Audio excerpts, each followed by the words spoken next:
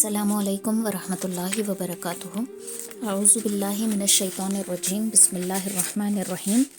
Rabbi इश्रह ली सदरी व यस्सिर ली अमरी वहलुल उक़दतम मिन लिसानी यफ़क़हू क़ौली।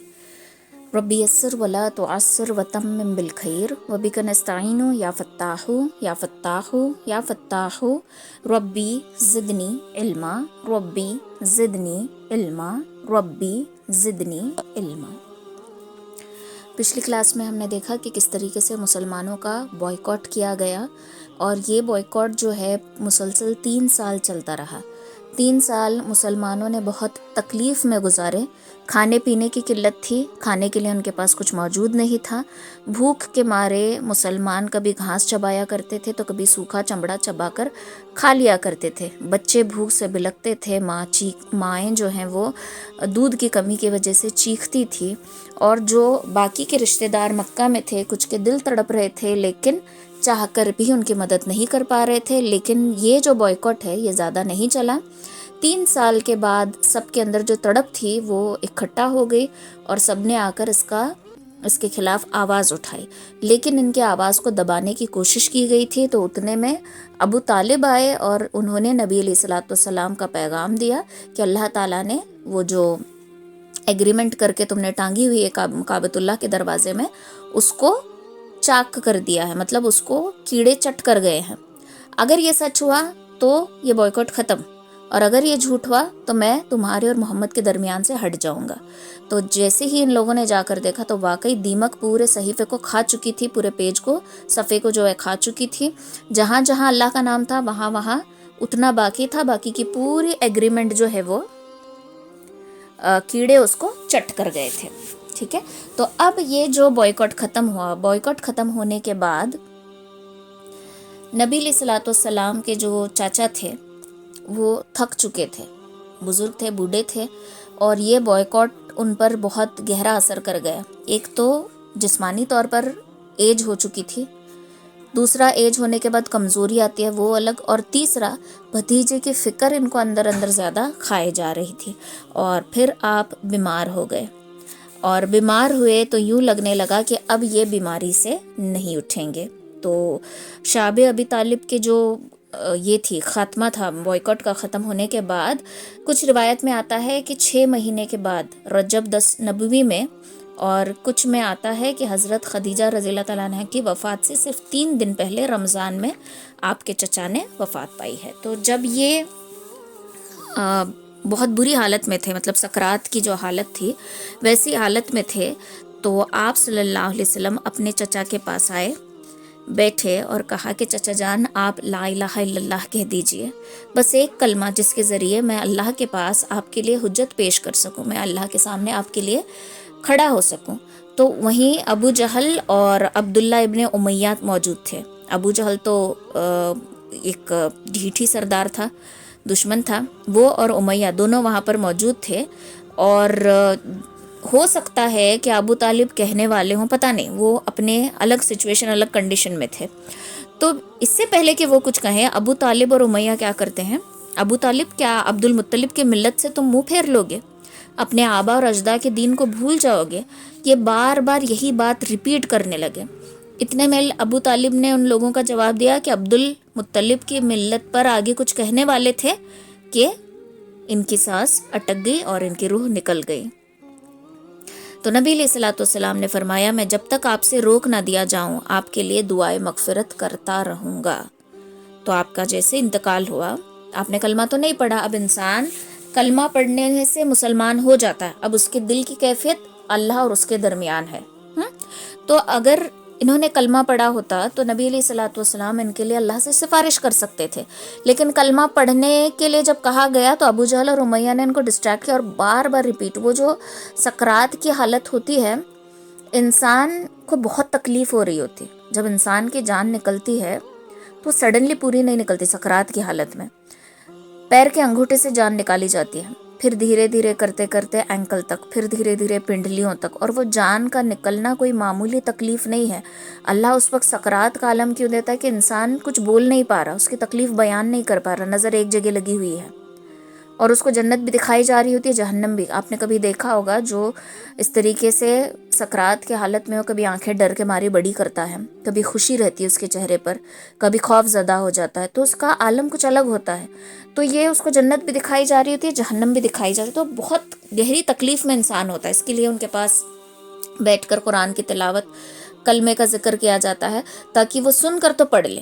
اس کے لیے یہ سکرات کے وقت میں پڑھائی کی جاتی ہے۔ تو اگر اس وقت انسان کو طاقت آ جائے، وہ جب بستر مرگ پہ ہوتا ہے، اگر اس کو اس وقت طاقت آ جائے اور اس کے ہاتھ میں تلوار دی جائے، تو درد کی شدت اتنی ہوگی کہ وہ گھر میں موجود ہر ایک افراد کی گردن اڑا سکتا ہے، اتنی تکلیف ہوتی ہے۔ تو ایسی تکلیف میں بار بار اس کو کہا جا رہا ہے کہ اپنے باپ دادا کے دین سے پھر جاؤ گے، اپنے آبا اور اجداد کو بھول جاؤ گے۔ یہ بول بول کر ان کے آخر الفاظ انہوں نے، ہو سکتا ہے کہ زبردستی یا پتہ نہیں، عبد المطلب کے ملت پر اتنا کہا کہ ان کی جان نکل گئی، اور نبی علیہ الصلوۃ والسلام نے کہا کہ جب تک میں روک نہ دیا جاؤں تب تک آپ کے لیے اللہ کے پاس دعا کرتا رہوں گا۔ اور اتنے میں آیت نازل ہو جاتی ہے۔ کون سی آیت؟ اللہ تعالیٰ فرماتے ہیں کہ نبی اور اہل ایمان کے لیے درست نہیں کہ مشرکین کے لیے دعائے مغفرت کریں، اگرچہ وہ قرابت دار ہی کیوں نہ ہو، جبکہ ان پر واضح ہو چکا کہ وہ لوگ جہنمی ہیں۔ تو دیکھو، یہ ذرا خود کو آپ صلی اللہ علیہ وسلم کی جگہ رکھ کر سوچو کہ ایک ایسے چاچا جنہوں نے بچپن سے لے کر اس ایج تک 40-50 آپ کی عمر ہو چکی تھی، 50 ایئرس تو آئی تھنک رننگ تھے تب نبی علیہ الصلوۃ والسلام کے، 10 نبوی، مطلب 40 سال کی عمر میں آپ کو نبوت ملی تھی، اب یہ 10 نبوی چل رہا تھا، یعنی کہ نبوت کا 10واں سال، تو آپ 50 ایئرس کے ہوئے۔ 50 ایئرس تک چاچا نے ڈھالی بن کر ہمیشہ سپورٹ کیا، ہر ایک کے لیے بیچ میں آڑ آتے گئے، اور جب ان کے لیے اللہ کے نبی دعا کر رہے ہیں تو یہ کیسی سخت آزمائش ہوگی کہ اللہ تعالیٰ نے فوراً آیت نازل کر دی کہ نبی اور اہل ایمان کے لیے یہ درست نہیں ہے کہ مشرکین کے لیے دعائیں مغفرت کریں، اگرچہ وہ تمہارے قرابت دار، یعنی سب سے زیادہ قریبی ہی کیوں نہ ہو، جب ان پر یہ واضح ہو چکا کہ وہ لوگ جہنمی ہیں۔ ایسے ہی نوح علیہ السلام جب کشتی میں سوار تھے تو ان کا بیٹا جو ہے پہاڑ پہ چڑھا ہوا تھا، پہاڑ کی چوٹی پہ۔ اب بیٹے کو، کافر تھا وہ بھی، بیٹے کو دیکھ کر دل تڑپ اٹھا اور بیٹے کو کشتی میں سوار ہونے کے لیے پکارا کہ یا بنیا، ہے میرے بیٹے، آ جا کشتی میں سوار ہو جا۔ تو وہ کہتا ہے کہ نہیں، پہاڑ میری حفاظت کرے گا، میں تم اس خدا کو نہیں مانتا جس کی تم پرستش کرتے ہو۔ اتنا کہنا تھا کہ پیچھے سے پانی کی ایک بڑی سی لوٹ آئی اور وہ ڈوب کے غرق ہو گیا۔ جیسی آنکھوں کے سامنے بیٹا غرق ہوا، ڈوب گیا، تو انہوں نے دعا کی۔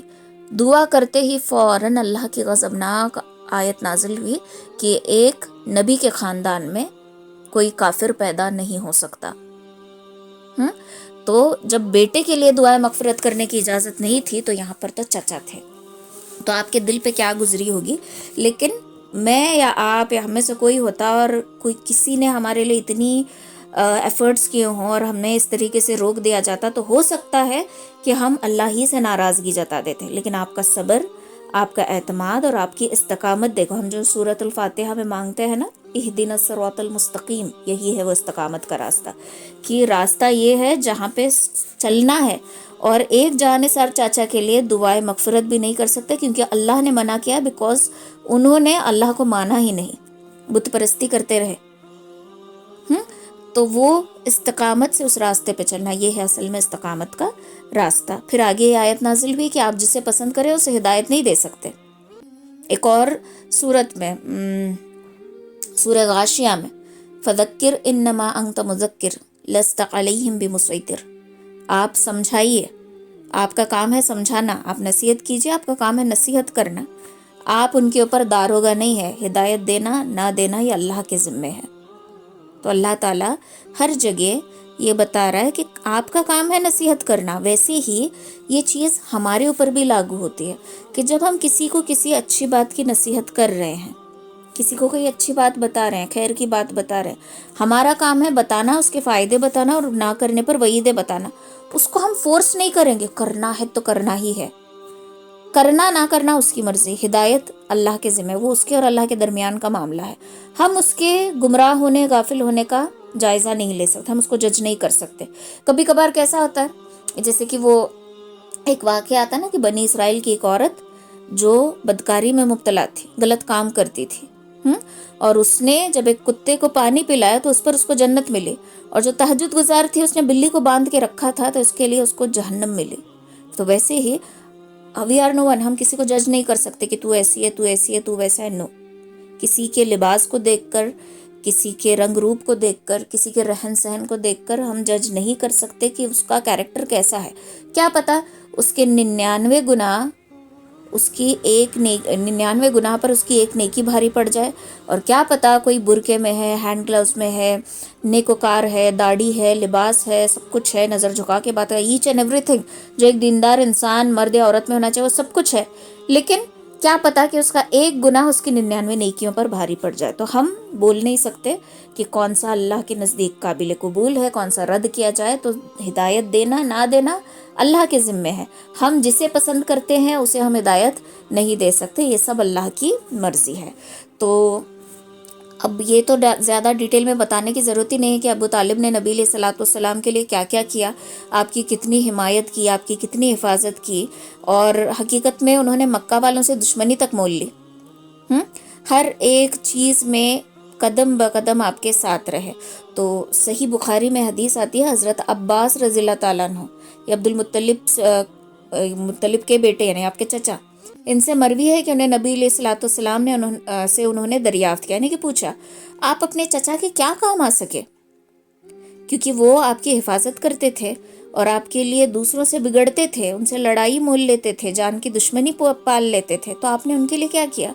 آپ نے فرمایا وہ جہنم کی ایک ایسی جگہ پر ہوں گے کہ ان کے صرف جو پیر ہیں وہ آگ میں ہوگے.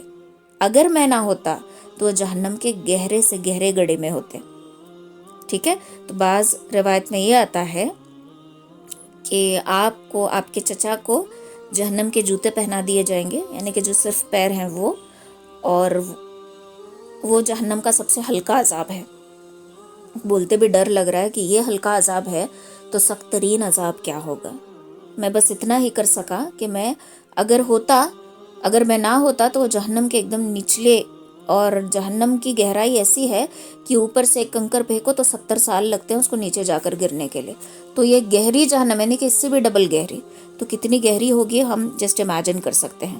ابو سعید خدری رضی اللہ تعالیٰ عنہ کا بیان ہے کہ ایک بار نبی علیہ الصلوۃ والسلام کے پاس آپ کے چچا کا تذکرہ ہوا تو آپ نے فرمایا ممکن ہے قیامت کے دن انہیں میری شفاعت فائدہ پہنچا دے اور انہیں جہنم کی ایک کم گہری جگہ میں رکھ دیا جائے کہ آگ صرف ان کے ٹخنوں تک پہنچ سکے. ٹھیک ہے.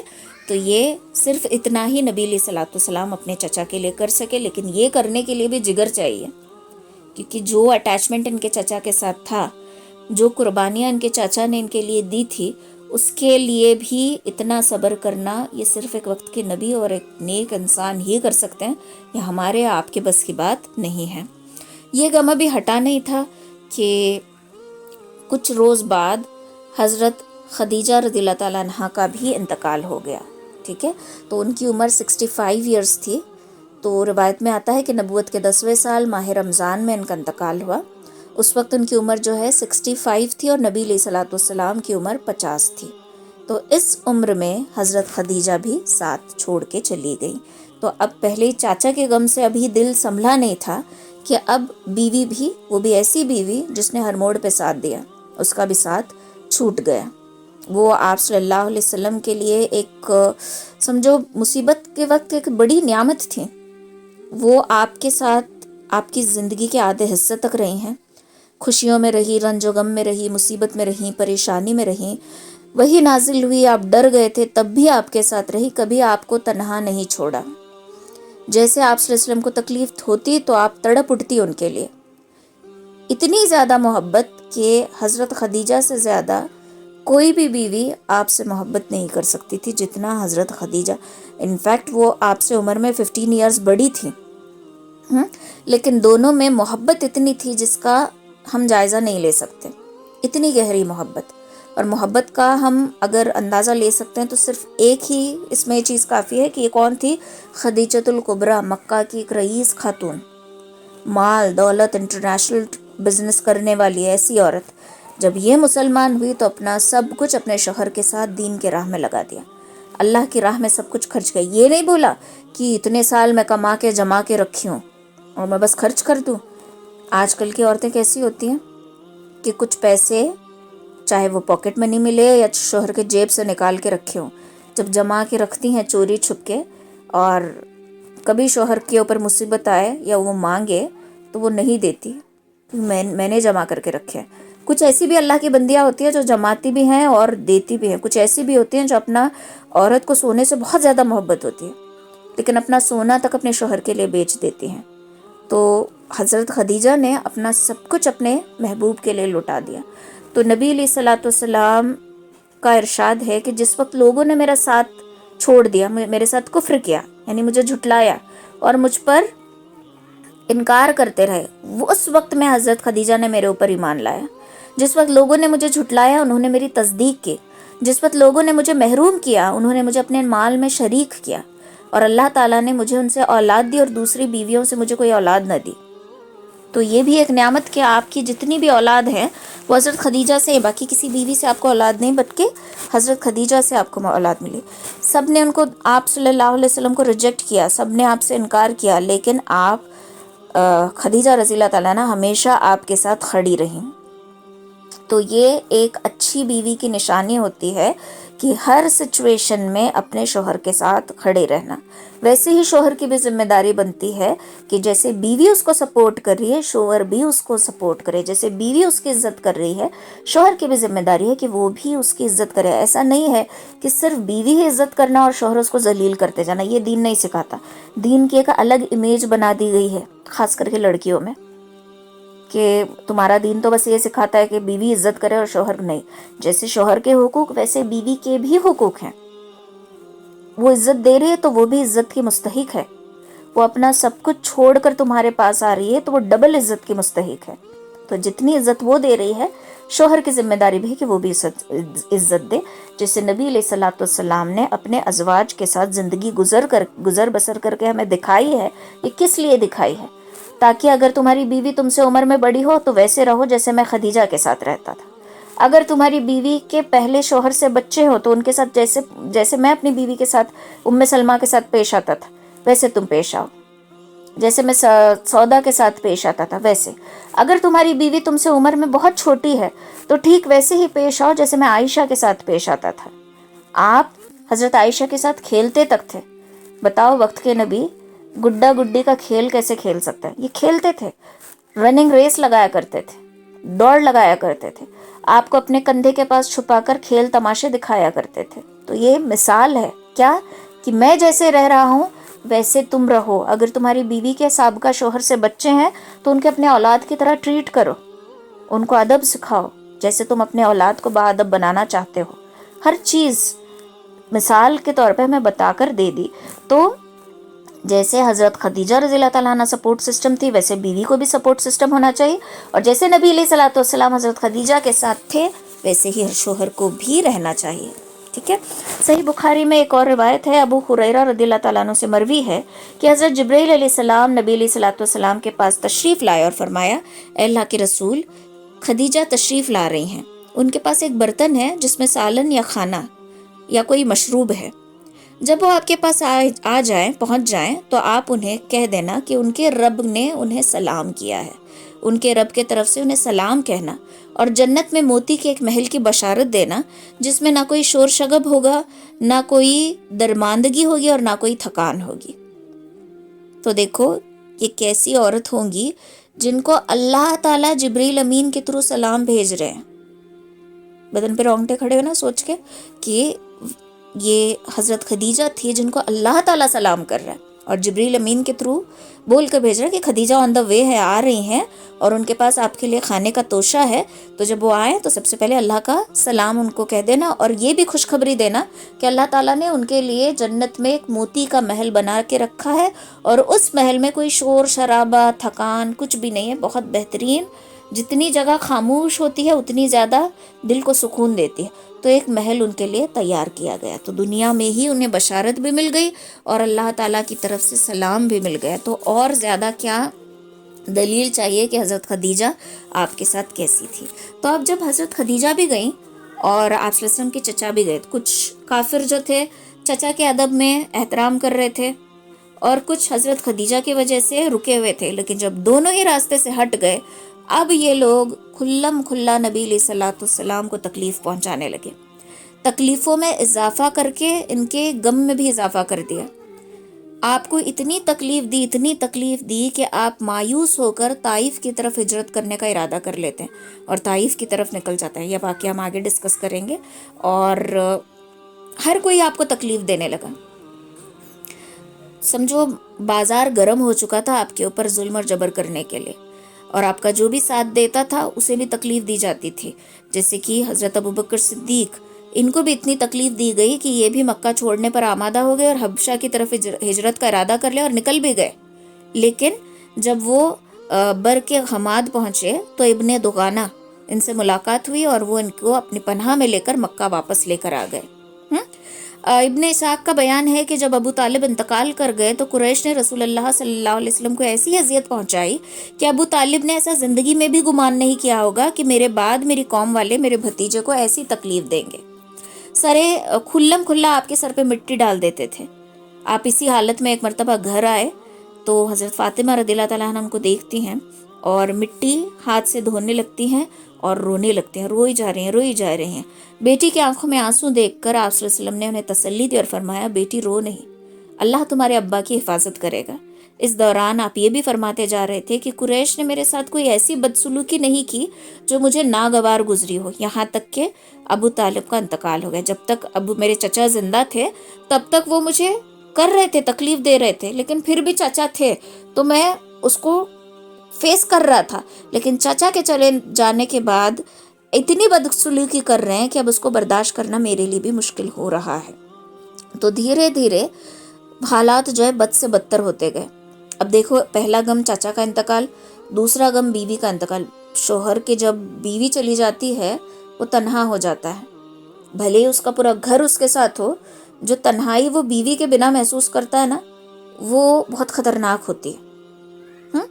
اور اگر سمجھو مرد اور عورت میں جدائی ہو گئی، عورت پھر بھی کچھ عرصے بعد سمجھو موو آن کر لیتی ہے، رہنے لگتی ہے، جینے لگتی ہے.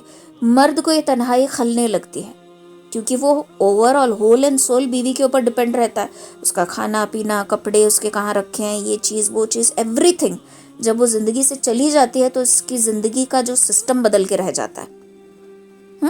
تو بیوی کا نہ ہونا یہ بہت ڈینجرس چیز ہوتی ہے مرد کے لیے، اور وہ جو حالات ہو فیس کرنا بہت مشکل. تو آپ کے چچا بھی نہیں، بیوی بھی نہیں ہے، اور اپنی ہی قوم کے لوگ، اپنے خاندان کے لوگ، قریبی رشتہ دار اتنی تکلیف دے رہے ہیں جو اب قابل برداشت نہیں ہے. تو آپ مایوس نہیں، خاموش ہو گئے، چپ رہنے لگے، اکیلے رہنے لگے، زیادہ کسی سے بات نہیں، کچھ نہیں.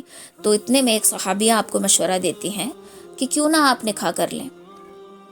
تو آپ صلی اللہ علیہ وسلم کوئی جواب نہیں دیتے. تو اس کے بعد وہ انہیں سمجھاتی ہیں کہ دیکھو خدیجہ نہیں ہے اور سودا بنت زمہ یہ بیوہ ہے، اور یہ جو ہے ابتدائی دور میں ہی مسلمان ہو گئی تھی، اور دوسری جو ہجرت ہوئی نا حبشہ کی طرف، تو انہوں نے ہجرت کی تھی، اور ان کے شوہر کا نام سرقان ابن عمرو تھا، وہ بھی مسلمان تھے، وہ بھی پرانے جو مسلم تھے انہی میں سے تھے. تو سودا جو ہے انہی کے رفاقت میں حبشہ کی جانب ہجرت کر کے گئی تھی، لیکن وہ حبشہ میں وہاں پر مکہ سے واپس آتے وقت ہی انتقال کر گئے ان کے شوہر. تو اس کے بعد یہ بیوہ تھی. تو اب یہ صحابیاں جو ہے مشورہ دیتی ہیں کہ حضرت سودا کی عدت ختم ہو گئی ہے تو آپ ان سے نکاح کر لیجئے. تو آپ صلی اللہ علیہ وسلم راضی ہو جاتے ہیں، اور شوال 10 نبوی میں نبی علیہ الصلوۃ والسلام کا نکاح حضرت سودا رضی اللہ تعالیٰ عنہ سے ہوتا ہے ان کی عدت ختم ہو جانے کے بعد. حضرت سودا رضی اللہ تعالیٰ عنہ ذرا پرسنالٹی میں ہیلدی تھی، ٹھیک ہے، تھوڑا سا ہیلدی پرسنالٹی والی یہ تھی. اور اسی کے کچھ عرصے بعد ایکچولی ایک ساتھ 2 رشتے آتے ہیں، ایک حضرت عائشہ کا، حضرت ابوبکر صدیق کی بیٹی، اور دوسرا سودا کا. تو پہلے سودا رضی اللہ تعالیٰ عنہ سے نکاح ہوتا ہے، پھر عائشہ رضی اللہ تعالیٰ عنہ سے. رخصتی سودا رضی اللہ تعالیٰ عنہ کی ہو جاتی ہے، عائشہ رضی اللہ تعالیٰ عنہ سے صرف نکاح ہوا ہے، رخصتی ابھی نہیں ہوئی تھی، ٹھیک ہے. تو حضرت خدیجہ کے بعد جو آپ کے نکاح میں آئی سیکنڈ وائف وہ تھی حضرت سودا رضی اللہ تعالیٰ عنہ، اور پھر اس کے بعد حضرت عائشہ رضی اللہ تعالیٰ عنہ، ٹھیک ہے. تو یہ آپ صلی اللہ علیہ وسلم کی ساتھ رہی اور آپ کی اب یہ ساتھی بن گئی. لیکن پھر بھی جو سپورٹ آپ کو اپنی بیوی خدیجہ سے ملا کرتا تھا وہ کہیں اور ملنا ممکن نہیں تھا، ٹھیک ہے. تو پھر ایسے ہی وقت گزرتا گیا، سب اپنے اپنے کاموں میں لگ گئے، یعنی دین کے کام میں. اور کافر جو ہے تکلیف دینے میں مسلسل لگے ہوئے تھے۔ تو یہاں پر ایک چیز غور کرنے کی یہ ہے کہ جو صحابہ کرام کی تربیت کی گئی تھی ان کے اندر سب سے بیسٹ کوالٹی یہ تھی کہ وہ اللہ کی ذات پر ایمان رکھتے تھے، چاہے آندھی آئے، چاہے طوفان آئے، چاہے تکلیفوں سے ہم دو چار کیوں نہ ہو جائیں، اللہ ہمیشہ ہمارے ساتھ ہے، اللہ دیکھ رہا ہے، مظلوم کی آہ کو بھی دیکھ رہا ہے، ظالم کے ظلم کو بھی دیکھ رہا ہے، تو اللہ ہمارے اس صبر کو ضائع ہونے نہیں دے گا، ایسا ان کا ایمان تھا، اپنے راستے سے ہٹے نہیں۔ اگین پھر میں بولوں گی کہ یہی وہ استقامت کا راستہ ہے کہ ہر طرف سے تکلیف دی جا رہی، اگر چاہتے تو اس راستے کو چھوڑ سکتے تھے لیکن نہیں چھوڑا، ایسا ایمان ان کا بن گیا تھا۔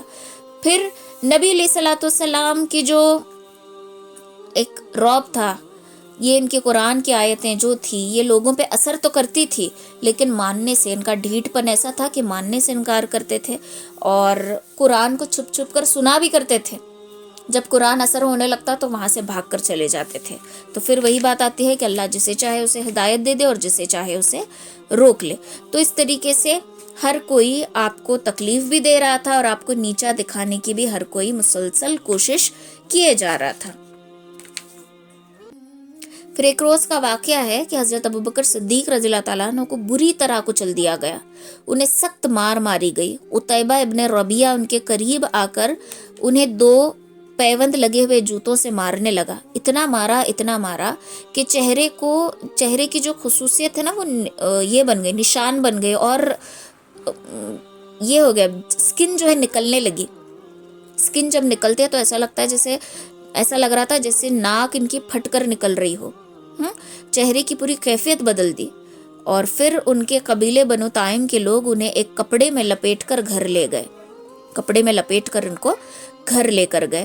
یہ صرف آپ صلی اللہ علیہ وسلم اور کافروں کے درمیان جب آئے تھے، یہ ان کے اوپر یہ لوگ ٹوٹ پڑے، تو کپڑے میں لپیٹ کر لے گئے تو سمجھو ان کی کیا حالت ہوگی، اور یوں لگ رہا تھا کہ اب نہیں بچیں گے۔ لیکن دن کا ختم ہونا تھا کہ آپ کی زبان تھوڑا سا کھلی، اور زبان جیسے ہی کھلی تو بولے کہ رسول اللہ کا کیا ہوا، وہ کہاں ہے؟ تو اس پر بنو تائم نے انہیں سخت سست کہا کہ کیا عجیب آدمی ہے، اتنی تکلیف سے ابھی جاگا اور ابھی رسول اللہ کے بارے میں پوچھ رہا ہے۔ اور ان کی ماں ام الخیر سے کہتی ہے کہ جاؤ اسے کچھ کھلا پلا دینا، اور وہاں سے اٹھ کر چلی جاتی ہیں۔ جب ماں بیٹے تنہا رہ گئے تو انہوں نے ابوبکر سے کہا کہ بیٹا کچھ کھا پی لو، لیکن ابوبکر کھانے پینے کو تیار نہیں تھے اور بس یہی پوچھے جا رہے ہیں کہ رسول اللہ کا کیا ہوا۔ آخر کار ام الخیر نے یعنی کہ ان کی والدہ نے کہا کہ مجھے تمہارے ساتھی کے حال کے بارے میں کچھ بھی نہیں معلوم۔ ابوبکر نے کہا ام جمیل بنت خطاب کے پاس جاؤ اور دریافت کرو۔ ام جمیل یعنی کہ ابو لہب کی بیوی نہیں، ام جمیل بنت خطاب کی بیٹی، تو اس سے جا کر پوچھو۔ تو وہ ام جمیل کے پاس گئیں اور بولی ابوبکر تم سے محمد ابن عبداللہ کے بارے میں دریافت کر رہے ہیں۔ ام جمیل نے کہا میں نہ ابوبکر کو جانتی ہوں اور نہ محمد ابن عبداللہ کو، البتہ اگر تم چاہو تو میں تمہارے ساتھ تمہارے صاحبزادے کے پاس چل سکتی ہوں۔ ام الخیر نے کہا بہتر ہے، چلو میرے ساتھ۔ اس کے بعد ام جمیل ان کے ہمراہ آئیں، دیکھا تو ابوبکر انتہائی خستہ حالت میں، بہت بری حالت میں تھے۔ پھر اور زیادہ قریب آئی تو چیخ پڑی اور کہنے لگی جس قوم نے آپ کی یہ حالت بنائی ہے وہ یقیناً بد عقل ہے اور کافر قوم ہے، مجھے یہ دیکھ کر میرے دل میں تکلیف ہو رہی ہے، مجھے امید ہے کہ اللہ آپ کا بدلہ ان سے ضرور لے کر رہے گا۔ ابوبکر نے کہا کہ وہ سب چھوڑو، رسول اللہ کا کیا ہوا؟ انہوں نے کہا یہ آپ کی ماں سن رہی یہاں پہ کھڑے، ابھی وہ مسلمان نہیں ہوئی تھی۔ کہا کہ کوئی بات نہیں، آپ بتاؤ کہ رسول اللہ کا کیا ہوا؟ تو فرمانے لگی کہ وہ صحیح سلامت ہے۔ پوچھا کہ کہاں ہے؟ کہنے لگی کہ ابن ارقم کے گھر میں ہے۔ ابوبکر نے فرمایا اچھا مجھے ان کے پاس اللہ کے لیے لے کر چلو، میں ریکویسٹ کر رہا ہوں کہ مجھے پلیز ان کے پاس لے کر چلو، اللہ کا واسطہ ہے مجھے لے کر چلو، اور جب تک میں اپنے محبوب کو اپنے آنکھوں سے نہیں دیکھتا تب تک قسم اٹھا لی کہ نہ میں کھانا کھاؤں گا اور نہ پانی پیوں گا یہاں تک کہ میں آپ کی خدمت میں حاضر نہ ہو جاؤں۔ اس کے بعد ام الخیر اور ام جمیل دونوں رکی اور کہا کہ تھوڑا رکو، باہر جو ہلچل ہے وہ تھوڑا شانت ہے، لوگوں کی چہل پہل تھوڑی سی تھم جائے پھر ہم چلتے ہیں۔ تو جیسے دن ڈھلا اور لوگوں کی ہلچل جب مٹ گئی تو دونوں ابو بکر کو پکڑ کر دھیرے دھیرے لے کر آپ صلی اللہ علیہ وسلم کے پاس حاضر ہو گئی۔ محبت کا یہ درجہ تھا کہ جیسے ہی آپ صلی اللہ علیہ وسلم کے پاس گئے تو فوراً آپ کے پاس بیٹھے اور کہا کہ آپ ٹھیک ہیں، تو دیکھو خود کی ناک پھٹی پڑی ہے، چہرہ پورا بگڑ گیا ہے، لیکن ایسے حالت میں بھی نبی کی محبت. تو صحابہ کرام یہ جسٹ ایک واقعہ سے بہت سارے واقعات ہیں جس میں ہر صحابی نے اپنی اپنی قربانی دی ہے. تو اتنی ایسی حالت میں بھی آپ کا ساتھ کسی نے نہیں چھوڑا، اور اپنی فکر سے زیادہ آپ کی فکر. اور ایک ہم ہیں جسے بس اپنی پڑی رہتی ہے. ہم کبھی یہ نہیں سوچتے کہ میں یہ کروں گی یا کروں گا تو میرے محبوب کو تکلیف ہوگی، میرے رسول صلی اللہ علیہ وسلم کو تکلیف. ہم کبھی نہیں سوچتے. ہم ہر وہ کام کرتے ہیں جو آپ کو تکلیف پہنچانے والا ہے. ہم ویسا کوئی کام نہیں کرتے جس سے آپ کو خوشی ہو. ہم نے سنتوں کو چھوڑ دیا ہے، ہمارے کھانے پینے میں سنت نہیں ہے. ایک چھوٹی سی حدیث آتی ہے کہ آپ نے فرمایا راستوں پر کھانا ہلکے پن کی نشانی ہے. آج ہر ایک جو چیٹ کی گاڑیاں وغیرہ کھڑی رہتی ہیں، چیٹس جہاں پر ملتی ہیں، فاسٹ فوڈ جہاں، وہاں گروپس بنا بنا کر راستوں پہ کھڑے ہو کر کھاتے ہیں. چھوٹی سی حدیث، چھوٹی سی مثال. تو جب ایسے ہم کر رہے ہیں تو سوچو ہم کتنا نبی علیہ الصلوۃ والسلام کی سنتوں پر چل رہے ہیں. نبی علیہ الصلوۃ والسلام نے یہ بھی فرمایا کہ راستوں پر رکے رہنا ہلکے پن کی نشانی ہے. یعنی کہ رات کے وقت جب گروپس بنا کے کھڑے رہتے ہیں گلی محلے میں، یہ بھی ہلکے پن کی نشانی ہے. تو آج ہر ایک گلی میں، ہر ایک جگہ اسپیشلی لڑکے گروپ بنا بنا کر کھڑے رہتے ہیں بہت دیر تک.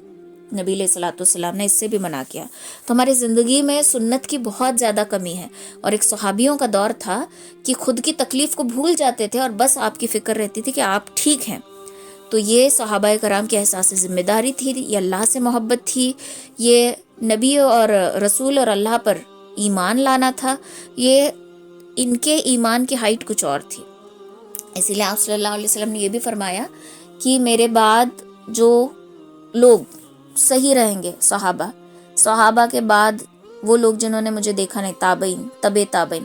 جیسے جیسے سلسلہ آگے بڑھتا جائے گا تو آپ صلی اللہ علیہ وسلم کی آمد کا وقت اور لوگوں کا جو سلسلہ بڑھ رہا ہے اس میں ڈسٹنس آتا جائے گا.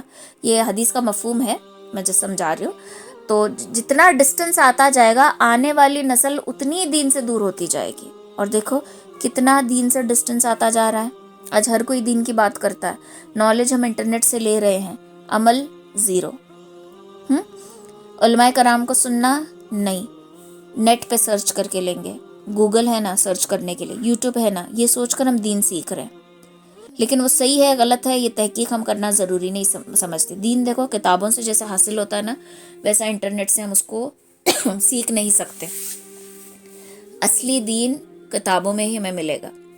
انٹرنیٹ میں توڑ مروڑ کے بھی پیش کیا جا سکتا ہے. ہاں کچھ سائٹس صحیح بھی ہوتے ہیں، ایسا نہیں ہر سائٹ بری ہے، لیکن کتابوں میں جتنا سر کھپائیں گے نا اتنا دین کے نزدیک ہوتے جائیں گے. اور یہ بہت اچھی عادت ہے، کتابیں پڑھنا، کتابوں میں اپنا ٹائم سپینڈ کرنا، یہ بہت اچھی بات ہے. تو بہرحال یہ چیزیں ہونے لگی. اور جیسے کہ میں نے آپ کو شروع میں کہا کہ آپ تنگ آ گئے تھے اور آپ نے ارادہ کیا کہ وہ طائف کی طرف ہجرت کر لیں. تو شوال 10 نبوی نبی علیہ الصلوۃ والسلام جو ہے وہ طائف تشریف لے گئے. یہ مکہ سے تقریباً 60 میل کی دوری پر ہے.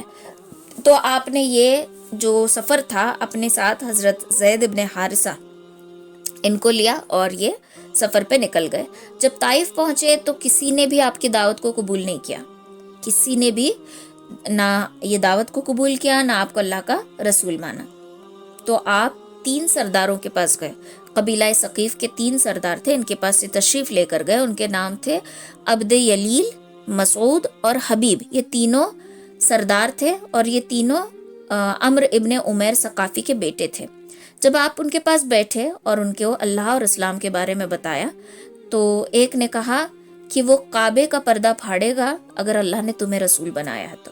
دوسرے نے کہا کہ اللہ کو تمہارے علاوہ کوئی اور نہیں ملا رسول بنانے کے لیے. اور تیسرے نے کہا میں تم سے ہرگز بات نہیں کروں گا، اگر تم واقعی پیغمبر ہو تو تمہاری بات رد کرنے کا انجام بہت خطرناک ہوگا، اور اگر تم اللہ پر جھوٹ گھڑ رہے ہو تو مجھے تم سے بات ہی نہیں کرنی چاہیے. یہ جواب سن کر آپ نے کوئی بحث نہیں کی اور خاموشی سے وہاں سے اٹھ گئے اور اتنا فرمایا کہ تم لوگوں نے جو کچھ کیا ہے بہرحال وہ پس پردہ رہے گا.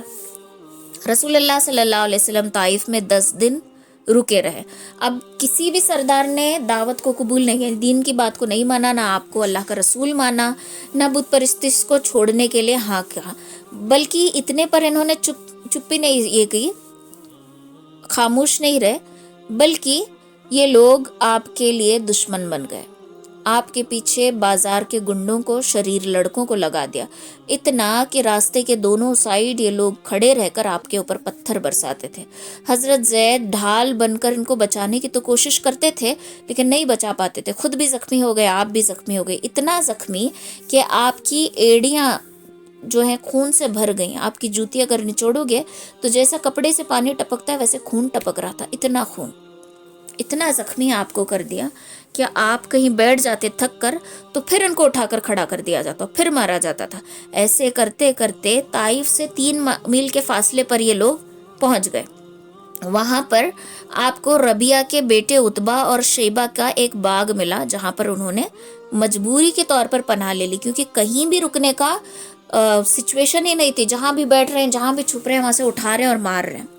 تو یہاں پر انہوں نے مجبوراً یہاں پہ پناہ لی، اور یہ ربیہ اور شیبہ کے باغ میں یہ دیکھ کر لوگ کیا ہے وہاں پہ نہیں گھستے، وہاں سے پیچھے ہٹ جاتے ہیں۔ تو یہاں پر ایک دیوار سے ٹیک لگا کر انگور کے بیل کے سائے میں آپ بیٹھ گئے اور تھوڑی سی اطمینان کی سانس لی، اور وہاں پر آپ نے دعا مانگی۔ یہ دعا اتنی مشہور ہے کہ اس دعا کو دعائے مستضعفین کہا جاتا ہے، دعائے مستضعفین کہا جاتا ہے۔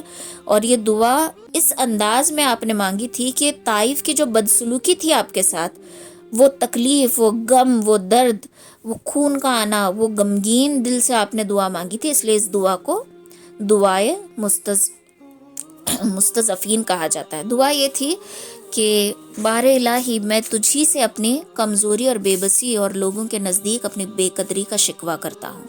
یا ارحم الراحمین، تو کمزوروں کا رب ہے اور تو ہی میرا بھی رب ہے، تو مجھے کسی کے حوالے کر رہا ہے؟ کیا یہ بیگانے لوگ ہیں جو میرے ساتھ اس طریقے سے پیش آ رہے ہیں؟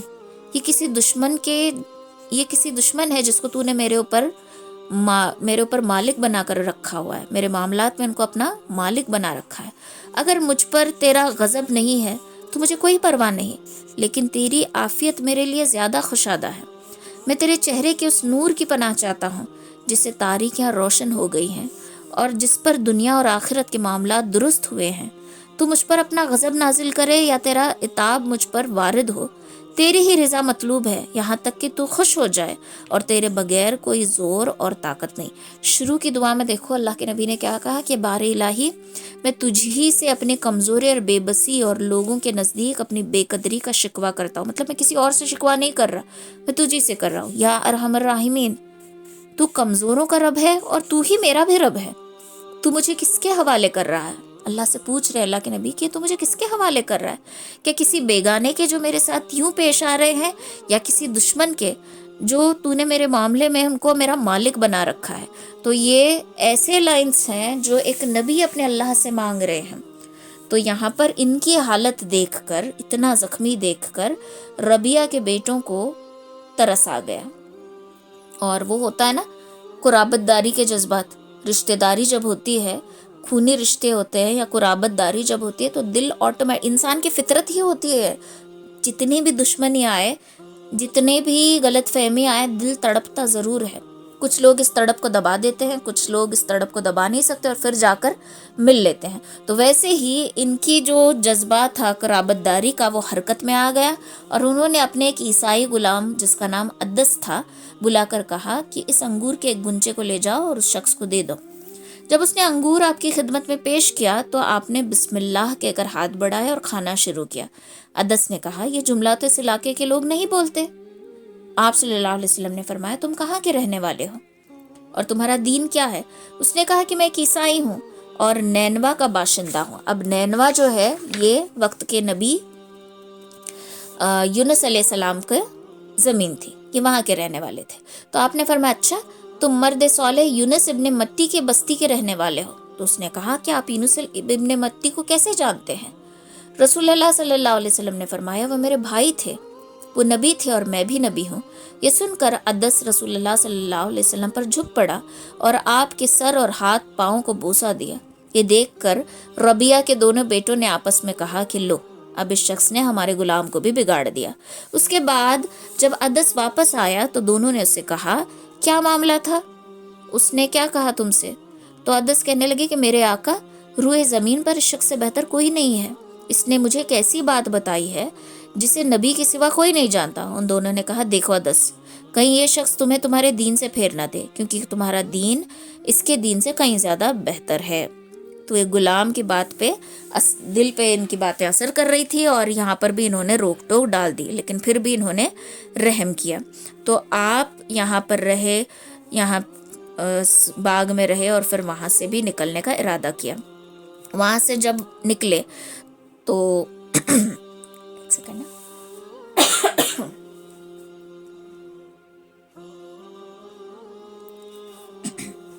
تو وہاں سے جب نکلے تو کرنے سالب پہنچے، اور وہاں پر دیکھا کہ آپ کے سر پر ایک بادل کا ٹکڑا ہے، سایہ کیے ہوئے، اور اتنے میں وہاں پر جبریل امین آئے، اور انہوں نے پکار کر کہا کہ آپ کی قوم نے جو آپ کے ساتھ معاملہ پیش کیا، یہ لوگوں نے جو آپ کو تکلیف دی ہے، طائف جو ہے 2 پہاڑوں کے درمیان کا شہر ہے، اگر آپ مجھے اجازت دیں یا حکم دیں تو ان لوگوں کو میں 2 پہاڑیوں کے درمیان دبا دوں گا۔